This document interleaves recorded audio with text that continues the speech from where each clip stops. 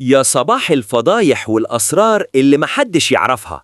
اركن كل اللي تعرفه على جنب وركز معايا، عشان اللي هتشوفه دلوقتي هيسيح عقلك. النهاردة هنشوف بلاوي ما كنتش تتخيل إنها موجودة. هنبدأ بأطفال من الهند بتعمل حاجات تعجز المنطق وتكسر قوانين الطبيعة، وهنروح نشوف أغرب طقوس بشرية في إيران بتتعمل كل سنة بشكل يخوف. ومش بس كده، ده احنا هنلف في عالم الكائنات العجيبة، من حيوان مدرع بدروع حقيقية لسمكة قرش حالها حال، وكائنات تانية شكلها يخليك مش عارف هي ايه بالظبط. الفيديو ده خلاصة الغرابة في الكوكب، فجهز نفسك للصدمة ويلا بينا. تعال بقى أوريك أطفال بتهزم قوانين المنطق زي الأطفال اللي معانا النهاردة دول. الأطفال دي حرفياً بتعمل حاجات تفوق الخيال، وزي ما انتوا شايفين كده واحد منهم بيدخل حتة حديد في ودانه ويطلعها من مناخيره، وطبعاً دي حاجة صعبة جداً ومستحيل حد طبيعي يعملها. والتاني بقى والأغرب بياكل كور البلياردو عادي جداً وكأن مفيش أي حاجة حصلت. بجد أطفال عندهم قدرات خارقة زي ما انتوا شايفين، وبيتحدوا بيها أي حد. سيبك بقى من اللي بيعملوه الأطفال دول، وتعالى نروح لإيران ونشوف أغرب طقس شعبي ممكن عينك تشوفه في حياتك. تعال بقى أوريك أغرب الحاجات اللي ممكن تشوفها في حياتك واللي بتحصل في إيران. دي عادات وطقوس سنوية بيسموها مهرجان اللطم. وتعال بقى أقولك على معلومة في الموضوع ده هتجننك. المشهد اللي انت شايفه ده بيبقى مترتب بدقيقة، والناس دي بتفضل تلطم بشكل جماعي ومنتظم جدا على أنغام قصائد حزينة اسمها اللطميات. الطقس ده بيتعمل في ذكرى عاشوراء، والهدف منه هو إظهار الحزن الشديد والتضامن بشكل مهيب بيخطف الأنفاس. بجد حاجة غريبة جدا زي ما انت شايف. سيبك بقى من البشر وحكاويهم، وتعالى ننزل المية ونشوف كائن ملامحه هتخليك تشك هو تعبان ولا دودة. لو فاكر إنك شفت كل حاجة في عالم الحيوان تبقى غلطان. الكائن اللي قدامك ده لا هو دودة ولا هو تعبان. ده يا صاحبي السمندل، بيعيش في المية وعلى الأرض عادي جدا، وشكله غريب وليه رجلين بيتحرك بيها زي ما انت شايف.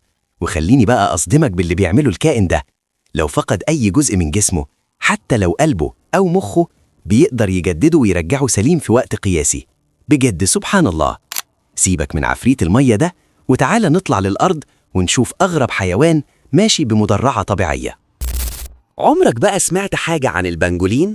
والبنجولين ده يا سيدي نوع من أنواع الحيوانات اللي بتعيش في أفريقيا وفي آسيا، وبتاكل النمل اللي موجود في الأرض. بس أغرب حاجة فيه هي الشعر بتاعه. الشعر اللي عنده مش زي أي حيوان، ده عبارة عن قشور مادة الكيراتين الصلبة اللي بتحميه من أي مفترس. وخد بقى المعلومة اللي هتوقف عقلك عن الكائن ده. البنجولين هو الحيوان الوحيد في الكوكب اللي جسمه متغطي بالكامل بقشور عظمية، ولما بيحس بالخطر بيكور نفسه زي الكورة، لدرجة إن الأسد نفسه ما بيقدرش يكسر قشرته أو يفتحه بسنانه. فحاجة بجد سبحان الله. سيبك بقى من الدروع وتعالى نغطس في المية ونشوف أذكى وأسرع ديل في عالم البحار. عمرك بقى سمعت عن قرش الثعلب؟ ده نوع قروش غريب جدا زي ما انت شايف، جسمه رفيع وديل طويل بشكل مش منطقي، ورغم هيبته دي إلا إنه خجول جدا ومش بيهاجم البشر. وليك بقى السر اللي هيذهلك في طريقته. الديل ده مش مجرد وسيلة سباحة، ده سلاح فتاك بيستخدمه كأنه كرباج، بيضرب بيه المية بسرعة خرافية عشان يشل حركة السمك ويصطاده في ثواني. بجد سبحان الله، قوة وذكاء ملهمش حدود. سيبك من الطبيعة خالص وتعال نشوف المعجزة اللي صنعها الإنسان بإيده. عمرك بقى شفت التكنولوجيا لما بتعدي حدود المنطق؟ دلوقتي الروبوت بقى بيعمل كل حاجة زي الإنسان وفوق ما تتخيل كمان. بيتحرك ويفكر وبيتكلم بطلاقة غريبة.